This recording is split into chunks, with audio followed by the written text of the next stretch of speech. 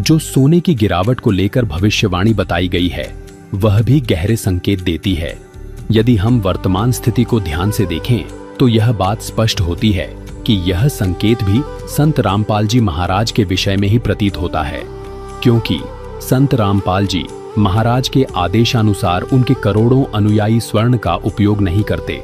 दर्शकों, संत रामपाल जी महाराज इसका कारण बताते हैं कि जब धर्मपरायण राजा परीक्षित के राज्य में कलयुग ने अपने पैर पसारने चाहे तो कलयुग के प्रभाव से राज्य में अनिष्ट और अप्रिय घटनाएं होने लगी।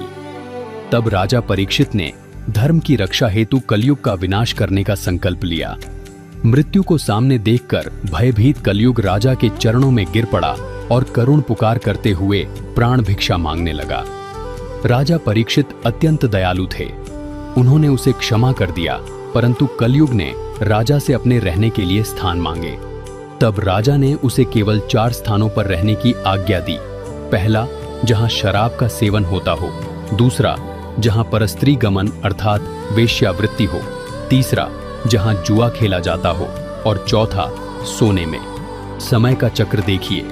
एक दिन राजा परीक्षित वन में शिकार खेलने गए और अपने मार्ग से भटक गए। उस समय उनके सिर पर सोने का मुकुट सुशोभित था। कलयुग को अवसर मिल गया और वह एक सूक्ष्म मक्खी का रूप धारण करके उसी स्वर्ण मुकुट पर बैठ गया।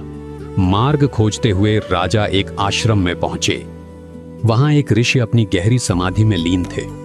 राजा ने उनसे नगर का मार्ग पूछा, परंतु समाधि में होने के कारण ऋषि मौन रहे। सोने के मुकुट में बैठे कलयुग के नकारात्मक प्रभाव से राजा में दुर्बुद्धि उत्पन्न हो गई। स्वयं को अपमानित मानकर राजा ने विवेक खो दिया और पास ही पड़ा एक मृत सर्प उठाकर ध्यानमग्न ऋषि के गले में डाल दिया। जब यह बात ऋषि के पुत्र को ज्ञात हुई तो उसने उसी क्षण श्राप दे दिया कि जिसने मेरे पिता का घोर अपमान किया है, आज से ठीक 7वें दिन तक्षक सर्प के डसने से उसकी मृत्यु हो जाएगी। दर्शकों, इस दृष्टांत में एक बहुत बड़ा आध्यात्मिक रहस्य छिपा है। सोना केवल एक धातु या आभूषण नहीं है, यह कलयुग का वास स्थान है।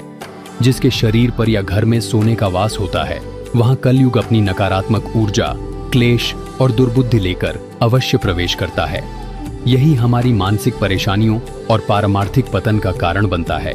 दर्शकों, संत रामपाल जी महाराज का अपने सर्व शिष्यों को सख्त आदेश है, जो जुआ खेलेगा, जो व्यभिचार स्त्री पुरुष करेगा, जो शराब आदि नशीले पदार्थों का सेवन करेगा और स्वर्ण को घर पर रखेगा या अन्य तरीके से प्रयोग करेगा, उसको मिशन से निकाल दिया जाएगा।